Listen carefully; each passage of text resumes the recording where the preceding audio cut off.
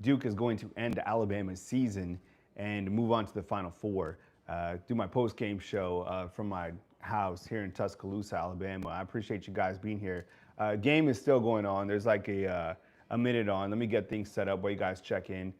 Look, I feel that you got to give Duke a lot of credit. I mean, this team was going to be ultra talented, and I feel that this team was going to be really difficult to beat. I mean, you saw the ESPN metrics before the game even started. It said, I think, like 72% felt that Duke would win this game. I felt that we had a lot of confidence because of the fact that Alabama played so well in the Sweet 16 round. This team had a great season. Alabama had a great season. They ran into, I would imagine that Duke wins the championship. I mean, this Duke team was simply impressive. I appreciate you guys being here. Thank you so much. Man, a tough season. I think tonight, you're like, okay, let's start with the positives.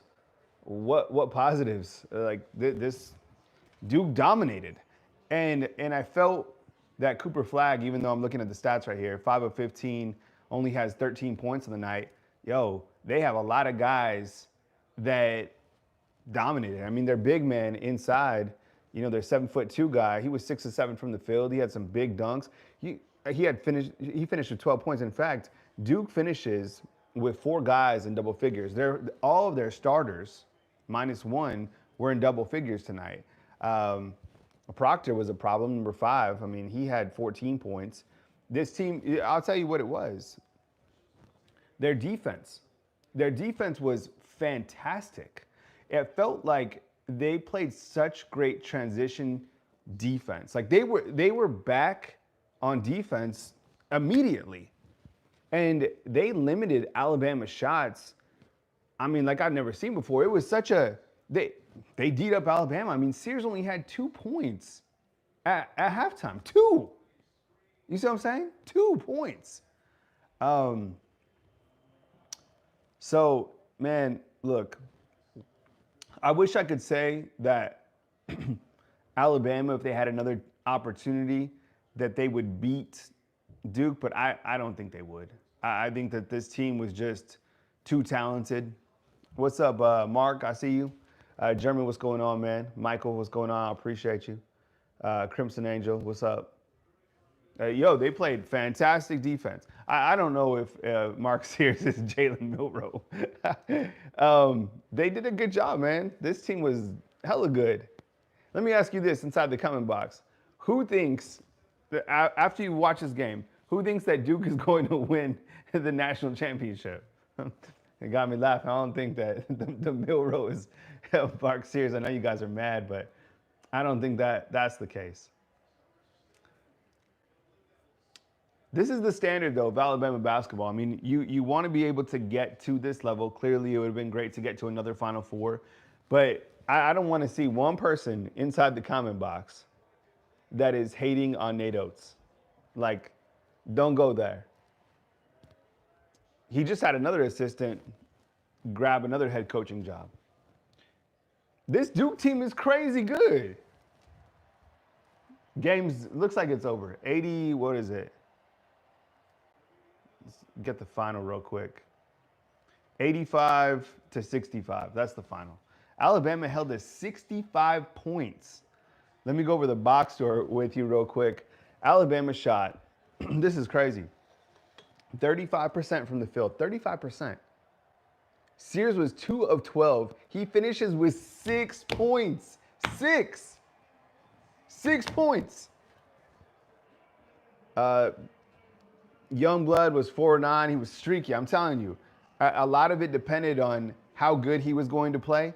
Streaky. 1 of 5 from three-point land. Sears 1 of 5 from three-point land.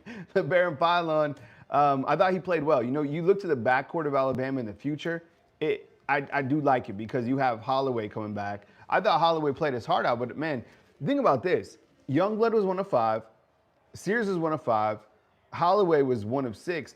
It was because of the contested shot. Like, they had no room at all. Duke was right in their face every single time. Damn, Duke. And their big man inside, Duke's big man. Oh my goodness. Yo, he's 6 of 7, finished with 14 points. Uh, so there you have it. Bama season comes to an end in the Elite Eight. They finished 28-9. You look to the teams that they played this season. 75% of their teams were in the tournament. They had a hell of a run. This was a good team. Let me ask you this: who do you think will be the most difficult player to replace next year? Who do you think will be the most difficult player to replace for next season's team?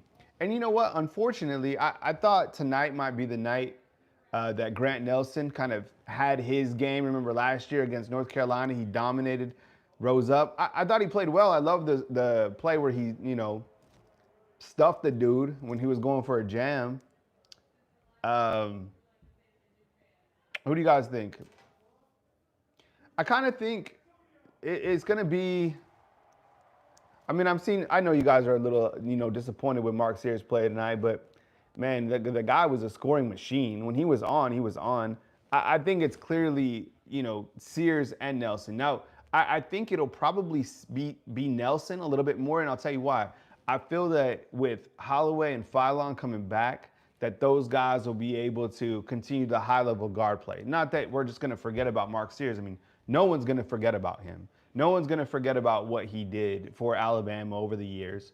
But I think Grant Nelson, considering he just brought a little bit something extra to Alabama, and I think it'll be hard to figure that out. But Scuba Steve is exactly right inside the comment box. Duke knew how to stop Alabama from scoring. Alabama had not played a defense like that all season.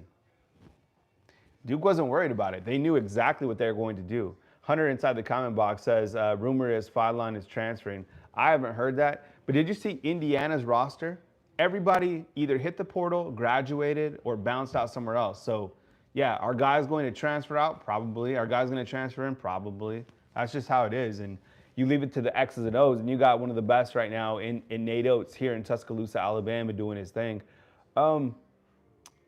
Yeah, it was disappointing. I feel it was disappointing. Let me ask you this. When you look to where Alabama basketball is, do you feel that, like, this is, I mean, because if you zoom out, and I know this loss sucks. That team, I would imagine, wins. But do you feel that Alabama basketball continues to be on that trajectory that it wasn't for the last, 10, 15 years? I mean, look at where they're at. And I'm not trying to say that, look for, I guess like a bright spot in it. But if you zoom out, I mean, damn. Elite Eight, Final Four last year, like that is the standard of Alabama basketball. So if you need it, help sleeping at night, think about that. One thing that I didn't understand, what the hell was up with Cliff Amore? I saw he missed 2 dunks. Did you see this? 2 dunks. I got a bunch of kids over. Kaden, are the kids leaving or? All right. Are they getting picked up or are you taking them? I got it. This is the dad house. So we got all the kids over. 1 second. I got all the kids. Are you gonna give some rides home?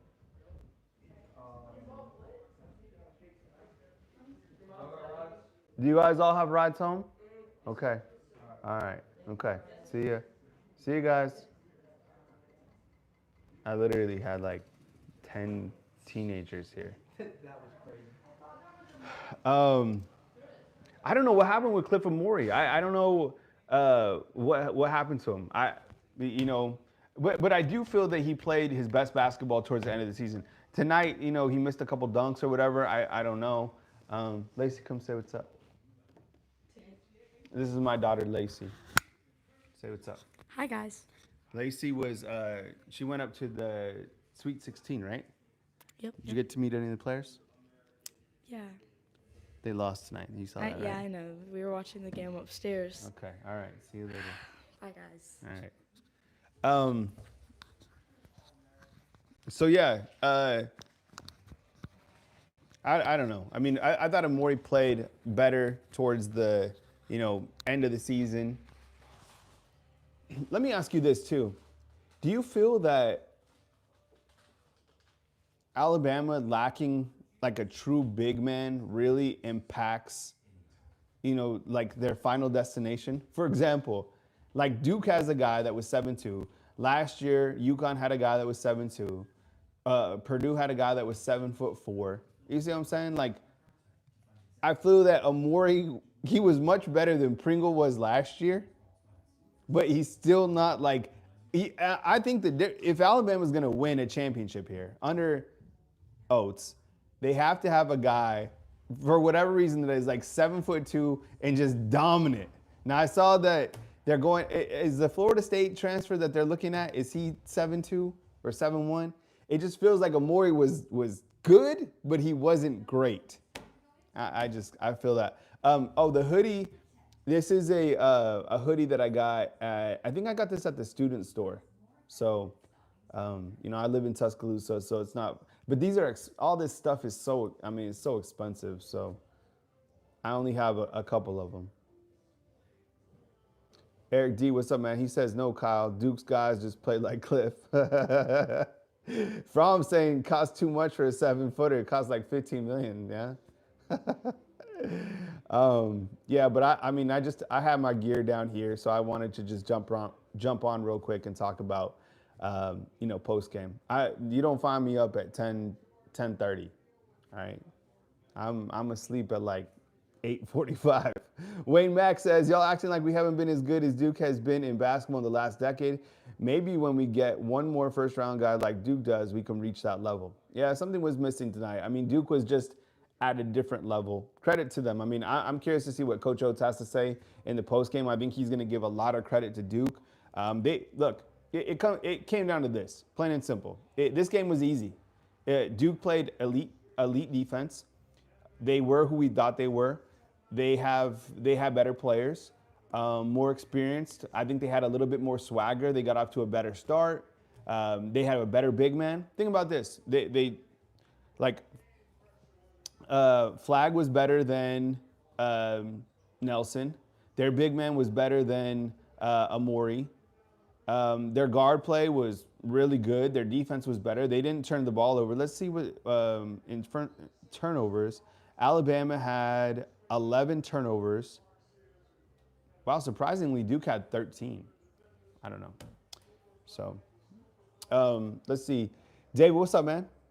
Yeah, David points out, he's like, that's what happens when you rely on the three. Yeah, shots are, I feel, is it wrong to think this way? I feel that the only way that they would have beat Duke is if they would have shot the way that they shot against, the last game. Other than that, I don't know if they beat this. I don't know if they played Duke 10 times, I don't think they win one time. I thought Duke was just that much better than Alabama. Maybe that's a bad take. I don't know. It's tough, but it ends in New Jersey. Alabama finishes out the season, with an Elite Eight appearance, 28-9 on the season. I appreciate you guys being here. Sleep well. Alabama loses to Duke 85-65. I'll be back as news happens. I appreciate you guys rocking with me. I just have my gear downstairs. I was just kicking it with you guys watching the game. As news happens, I got you covered right here on Bama Football on YouTube. Thanks for watching. Thanks for supporting. I'm live Monday through Friday at 10 a.m. Or as news happens, the baseball team probably deserves some love. The women's wheelchair basketball team, real quick, they won the national championship. In the men's wheelchair basketball team, they took fourth. They lost two that I thought they had a chance to win the title. I've been following them a little bit. And then the baseball team, there's a lot going on with the baseball team. And of course, Ty Simpson had a really big scrimmage. Alabama will have another scrimmage this coming week. So we'll see, if Ty can build on the momentum or some other quarterbacks, take a step forward. It's a good situation to have the quarterback competition that you have. No, I got to, man. This old dude's tired. I love you guys. I appreciate you guys. I'll probably bounce on tomorrow or in the evening time. Coming to you from beautiful Tuscaloosa, Alabama. Kyle Henderson, Bama football on YouTube. Love you, fam. See ya.